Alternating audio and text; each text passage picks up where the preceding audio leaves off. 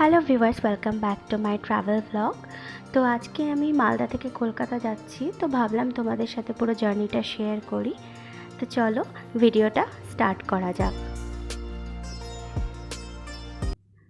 তো আমাদের সকাল সকাল ট্রেন ছিল, তো আমি খুব সকালে উঠে পড়েছি, চা খেয়ে নিয়েছি, অলমোস্ট রেডি। আমার বাচ্চা দুটোকে রেখে যাচ্ছি, খুব মনটা খারাপ লাগছে, যদিও এরা হচ্ছে আমার পিছু টান। তো যাই হোক, আমি উঠে পড়েছি, আমার কাছে ঘুমে ওরাও উঠে পড়েছে। তো ওদের একটা ব্যবস্থা করে গেছি, খাবার কোনো অসুবিধা হবে না এই কটা দিন।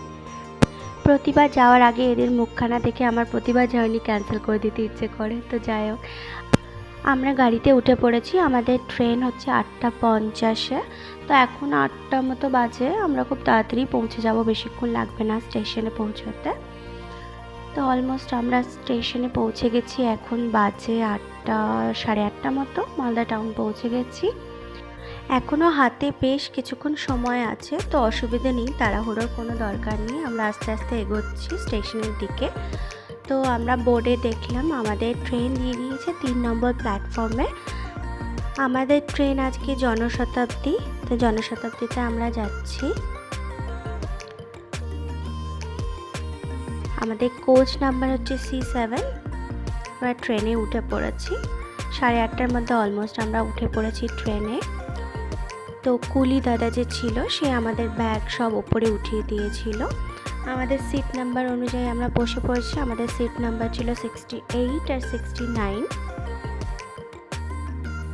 তো জনশতাব্দীতে সিট থাকে, এক সাইডে থাকে 3টে করে আর এক সাইডে 2টো করে। তো আমি আর মা যাচ্ছি, তো এখানে দুটো সিটের সেটা আমাদের পড়েছে ডান দিকে। আমাদের সিট নাম্বার, এখানে চার্জিং পয়েন্ট আছে চার্জ দেওয়ার জন্য, আর এটা একটা খাবার একটা ট্রে আছে সামনে। আমাদের ট্রেনে ওঠা 5 মিনিট মতো হয়েছে, এখানে জলের বোতল দিয়ে গেল।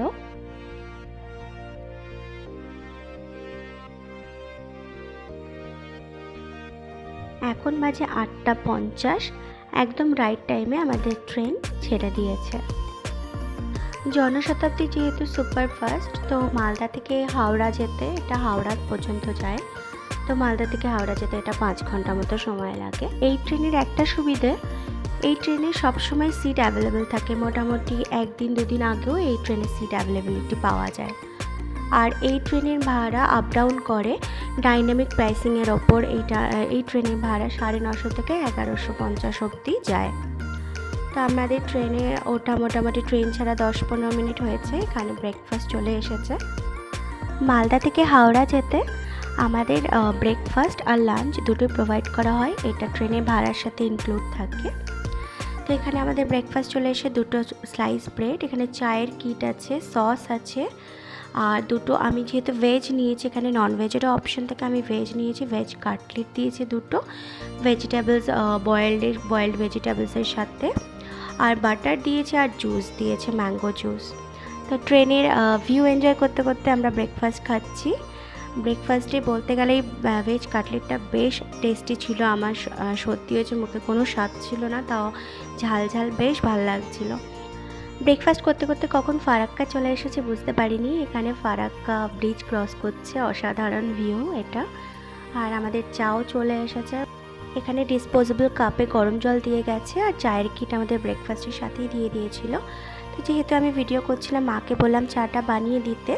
তো এখানে আমুল গোল্ডের লিকুইড দুধ দেওয়া থাকে, চায়ের পাতা থাকে, আসামিস একটা টি ব্যাগ থাকে, বেশ ফ্লেভারফুল, খারাপ লাগে না, যেমন টি ব্যাগের চা লাগে সেরকমই। তো গরম গরম চা খেলাম, বেশ ভালো লাগলো গলাটায়। আর জুসটা রেখে দিয়েছি পরে খাবো বলে। আর অট্রেন দেখে সবাই বুঝতেই পারছো, সর্দিতে আমার অবস্থা একদমই খারাপ। আর এইখানে আমরা বোলপুর চলে এসেছি, ট্রেনতে দাঁড়িয়ে আছে, অনেক প্যাসেঞ্জার এখানে নেমে গেল। ট্রেনও মোটামুটি খালি হয়ে আসলো, অনেকে নামছে। একটুখানি চোখটা লেগেছে, আর এখানে এরা লাঞ্চ দিয়ে গেছে, এখনও আমি খুলে দেখিনি। আর আমাদের ট্রেন অলমোস্ট বর্ধমান স্টেশনের দিকে এগোচ্ছে, একটু পরেই আমরা বর্ধমান পৌঁছবো। সবাইকে লাঞ্চ দিচ্ছে, বর্ধমানে ঢুকে পড়েছে ট্রেনটা, এখানে একটুখানি দাঁড়ায় ট্রেন।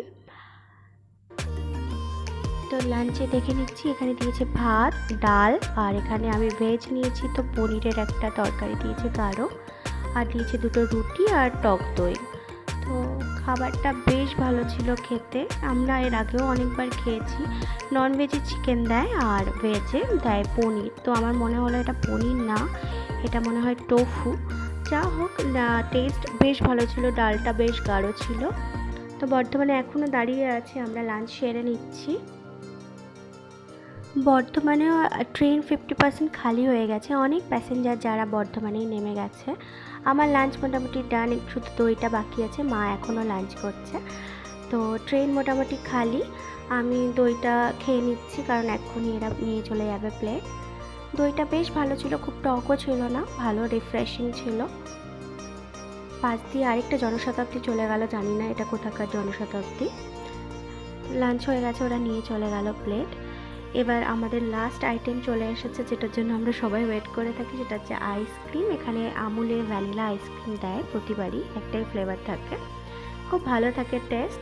আমার যেহেতু গলা ব্যথা ছিল, তাও আইসক্রিমের লোভ ছাড়তে পারিনি, আইসক্রিম খেয়ে নিয়েছি। আইসক্রিম শেষ করতে না করতেই হাওড়া স্টেশনে ট্রেন হাজির।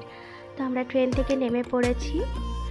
ট্রেন এখানে অপেক্ষা করছি, আমরা ওলা বুক করে নিয়েছি আর কুলির জন্য ওয়েট করছি, কারণ এখানে ওলা পয়েন্টে 3টে পয়েন্ট আছে। তো আমাদের ওলা দাঁড়িয়ে আছে 3 নম্বর পয়েন্টে, যেটা নাকি গাড়ি থেকে অনেকটা দূর। তো তাই জন্য আমরা কুলি নিয়ে নিচ্ছি। আমাদের ট্রেন থেমেছে 17 নম্বর প্ল্যাটফর্মে, একদম বিফোর টাইমেই আমাদের ট্রেন চলে এসেছিলো হাওড়াতে। এবার অনেকটা দূর আমাদের হেঁটে যেতে হবে, আমরা হাওড়া থেকে স্টেশন থেকে এক্সিট করছি।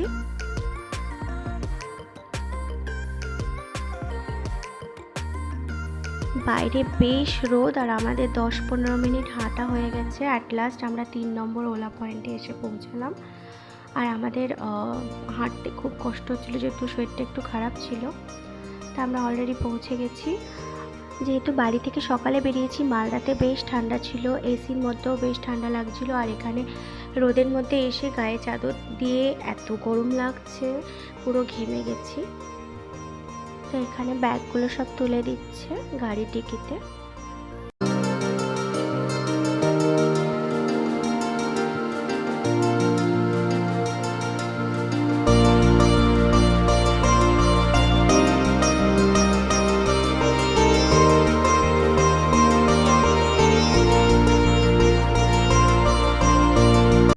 আমরা গাড়িতে উঠে পড়েছি, হাওড়া স্টেশন থেকে ওলা ধরলাম, যাচ্ছি বাড়ির উদ্দেশ্যে। এখন বাজে 3:10 মতো। আমাদের ট্যাক্সি চলতে শুরু করলো। অনেক দিন পর কলকাতায় এসে হাওড়া স্টেশন, হলুদ ট্যাক্সি, বাস এগুলো থেকে মন একদম ভালো হয়ে গেছিলো। তখন আর গরম একদমই ফিল হচ্ছিল না। আমরা বাড়ির উদ্দেশ্যে যেতে লাগলাম।